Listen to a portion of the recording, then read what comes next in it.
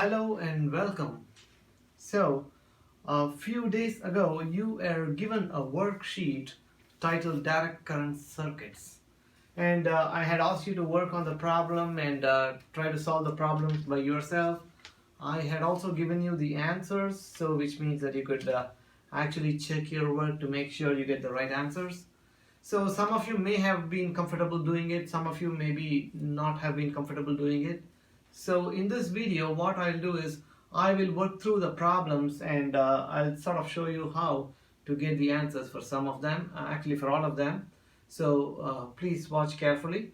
So let's start with the first problem. The first problem says determine the magnitude and the direction of the current on the 500 ohm resistor when the current I, which is shown here, is going to be, so this is my current I, and this is given to you to be 30 milliamperes.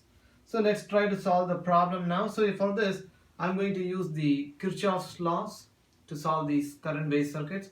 So you should remember Kirchhoff's loop law and the Kirchhoff voltage law. Kirchhoff's voltage law tells you, basically the loop law and the voltage law are the same. And then the Kirchhoff's current law, which says that there can be no accumulation of current at the junction. So whatever current comes to the junction must go out. Incoming current should be equal to the outgoing current. And as far as the loop law is concerned, it says that if you start from a particular point on the circuit, then come back to the exact same point, you should see a potential difference of zero. Basically, the potential difference between a point and itself is zero. That's what it says. So I'm going to use both these laws here to solve problems like these.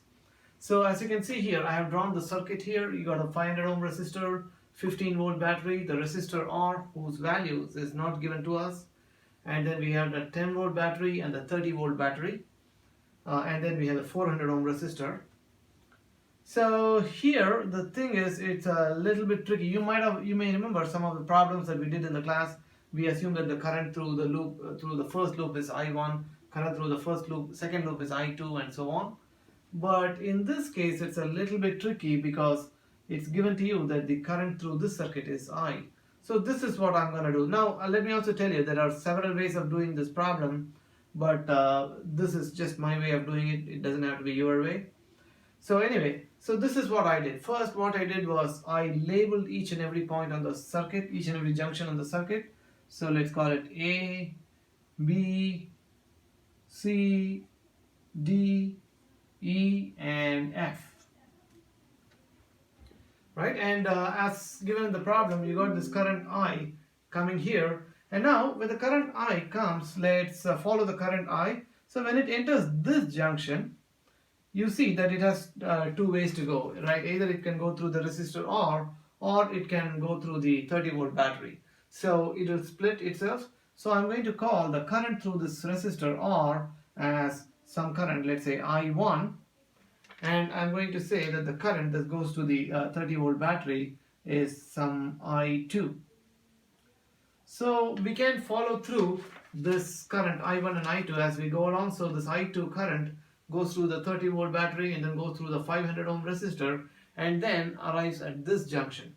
And similarly, the current I1 goes through the resistor R, goes through the battery, and then arrives at this junction also. So now at this point, remember, and then so both these arriving current, both these currents that arrive at the junction F have to leave from F to A. So that, well, that and that, according to the problem, this has to be equal to the current I. So you got this current. They will actually join together and make the entire current I, which basically circulates through the 10 volt battery.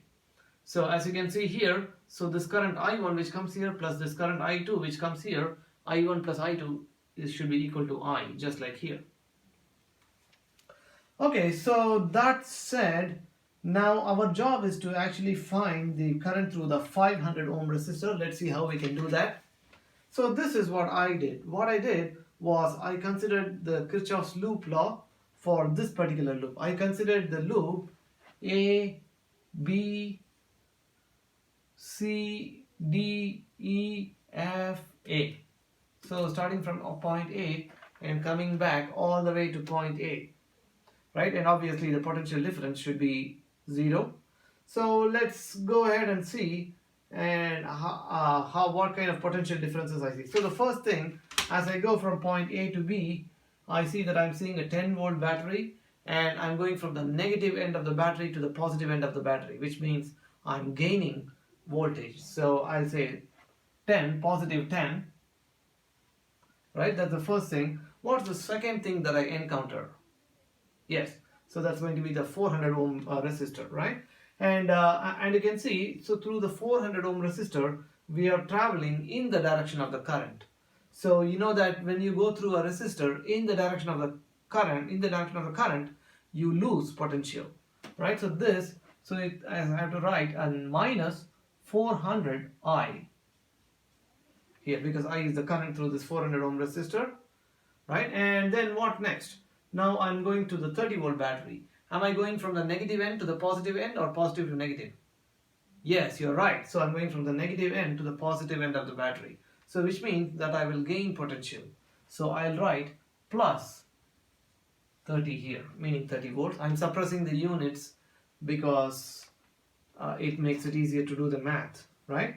And then what next? Okay, now I have the 500 ohm resistor, right? And through the 500 ohm resistor, am I going in the direction of the current or opposite to the direction of the current? Yes, you're right. So we are going in the direction of the current, which means that I'll be losing potential, right? And how much potential? Well, the value of the resistor is 500 ohms. The current is I2.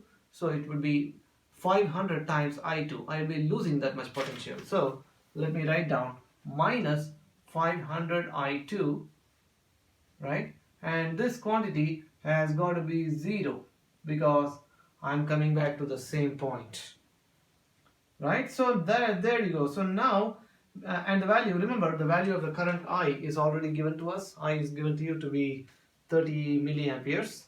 So the only variable here is I2, and I2 is the current passing through the 500 ohm resistor. So our job is basically to solve this linear equation to find out the value of I2. And how do we do that? So I'm going to substitute the value for the current. Remember, it says that the current I is 30 milliamperes, which is 0.03 amperes. So I'm going to write this as 100 minus 400 times 0.03, that's 30 milliamperes, plus 30 minus 500 times I2 is equal to 0. Right, so the rest of it is just math.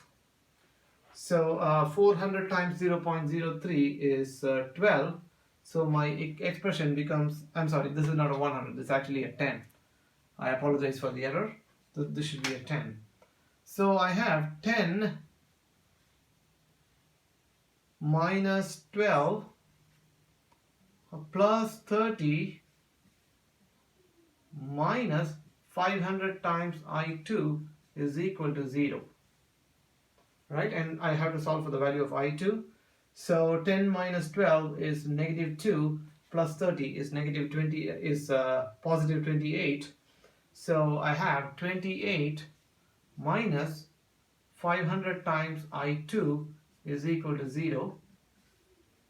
Right, so which means from this equation I have my 500 I2 being equal to 28, which means that my current I2 has got to be equal to 28 over 500 amperes, which is 56 milliamperes, right? So one important thing to note here is that so I'm getting the value of I2 to be a positive number, so which means our original direction of assumption that the current I2 is going from E to F, or left to right in this case, is indeed correct.